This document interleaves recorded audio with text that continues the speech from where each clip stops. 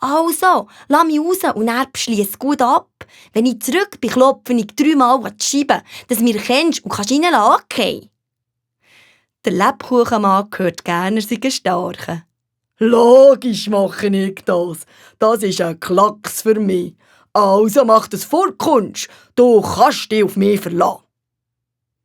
Das muss man einem Manduel Gritti-Benz nicht zweimal sagen. Er nimmt den Flug zur Türe aus, schaut aufgeregt nach links und nach rechts, um herauszufinden, wo das Rosinli-Lebkuchen her verschwunden ist. Dann nimmt er die Verfolgung auf. Der Himmel ist sternenklar in dieser Nacht. Die Kälte kragt ihm die Beine an ob sie. Hurti liert der Manduel sein Halstuch fester um sich. Oh, ehrlich, ich bin vielleicht ein schöner Büffel. Hätte ja tipptopp eine Kappe schnappen können, bevor ich losgechattet bin. Aber nein, ich habe ja nur einem Rosinli hinten nachgerannt, anstatt auch ein bisschen an mich zu denken. Nützt ja nichts, wenn ich neu angefriere. Aber alles Ärgern nützt nichts. Jetzt ist es zu spät. Und darum muss der Manduel schauen, wie er zu Schlag kommt. Derweil hüpft nicht weit vor ihm ein glückliches Rosinli-Lebkuchen, warm eingemummelt durch die Gasse. Wenn man gut herlässt, hört man sie sogar ein Liedli summen. Zwischen ihnen bleibt sie vor dem Schaufenster stehen, das Schmuck drin hat.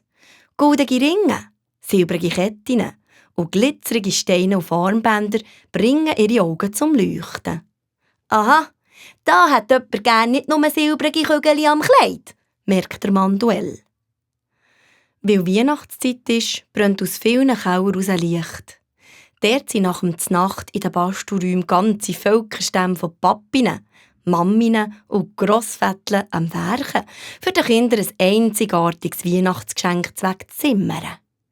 Das Rosinli-Lebkuchen zwängt sich auf einmal durch die engen Stäbe vor dem einen Kellerfenster durch, drückt die Nase an der kalten Scheibenplatte und güchselt rein.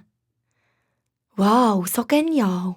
Der Mann hat ja ein richtiges Steckenpferd aus Holz für sein Kind gemacht. Überall liegen noch Holzspäne rum. Jetzt macht er gerade den Stiel dran, für dass man auch richtig drauf reiten kann. Aber was passiert denn jetzt? Eine Frau kommt der Tür rein. Sie hat einen dicken Pinsel und ein Kessel bei sich. Aha, sie malt das Rössli an. So schön. Ich wette, ich hätte auch ein Rössli in meinem Lebkuchenschloss.